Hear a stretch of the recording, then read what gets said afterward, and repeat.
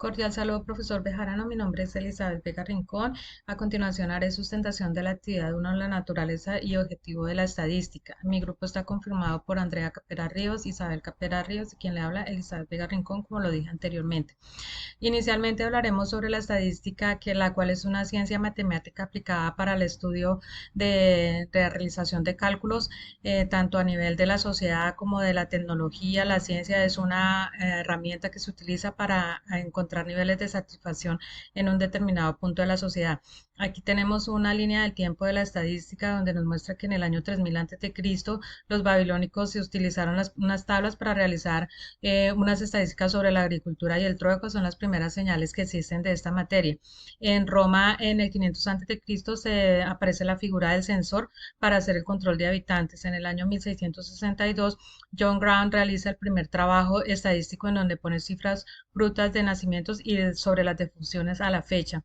Rea Fisher publica la obra Métodos Estadísticos para las Investigaciones. Es uno de los grandes próceres de la estadística. En el 3050 a.C., los egipcios realizan los censos de los dioses y los libros y sobre los cuentos. En 1066 se elabora el primer catastro de Europa a cargo de Rey Guillermo. En el siglo XIX, Galton y Pearson dan paso a la estadística deductiva y a la estadística inductiva. Ya a mediados del siglo XX, se considera el método estadístico como un proceso alternativo de un modelo ideal. Como lo dijimos, aquí se manejan muchas cifras contables y matemáticas. Dentro de los precursores de la estadística o pensadores que ayudaron al desarrollo de la misma está Ronald A. Fisher, que estableció los principios del análisis estadístico, los datos aplicados a un método científico en asuntos industriales. Walter A. Shewhart desarrolló el control estadístico de la calidad, donde determina que cada proceso infiere para el desarrollo o la terminación en un producto. Entonces eso lo va categorizando en cada proceso de los productos. William Gosset realizó estudios sobre la influencia en los diferentes procesos de la producción. Su principal estudio lo basó en las características de la cerveza. Aquí tenemos la diferencia entre la estadística descriptiva e inferencial. La estadística descriptiva es la que se encarga de la recolección, organización, presentación, caracterización y comparación de los datos mediante la utilización de medidas centrales y variables. La inferencial es aquella que realiza cálculos de probabilidad, establece conclusiones sólidas y hace inferencia a partir de los razonamientos lógicos bajo la teoría de la probabilidad y termina su grado de fiabilidad.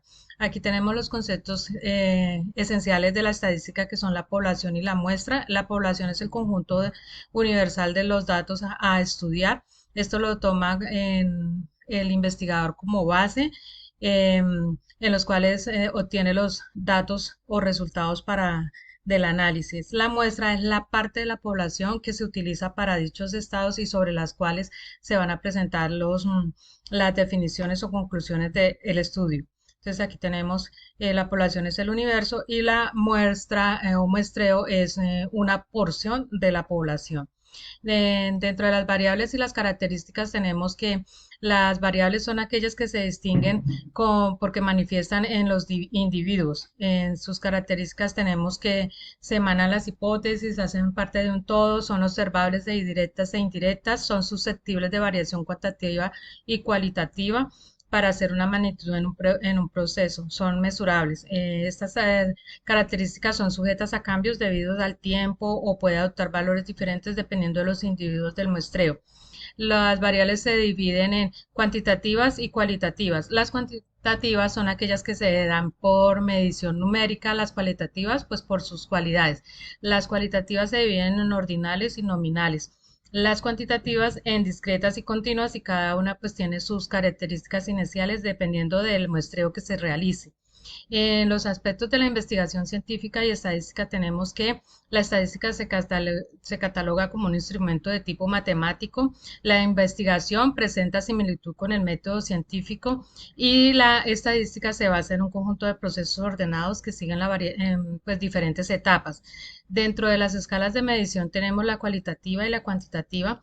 La cualitativa tiene sus características nominales, ordinales y las cuantitativas tienen intervalos y de razón. En las nominales tenemos las dicotómicas y las politómicas. En las de intervalo tenemos las continuas y las discretas.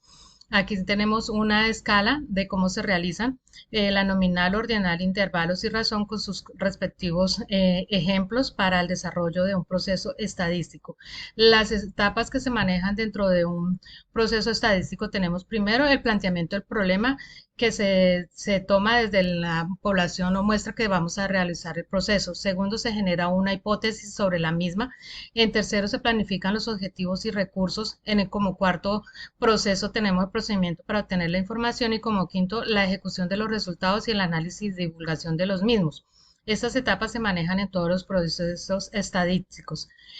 Para los conceptos que debemos tener en cuenta en toda investigación estadística tenemos las unidades de investigación, que son la población, el muestreo, que es el fragmento de la población que se toma para el estudio, la encuesta que se realiza dentro del muestreo, la documentación y los datos soportes de la misma investigación, la recolección de la información, la cual se debe organizar y presentar de manera rigurosa para dar confidencialidad de la misma, organizar un presupuesto del sistema que se va a manejar, hacer una observación de la misma, realizar entrevistas y cálculos de los mismos y realizar un proyecto o calendario de trabajo.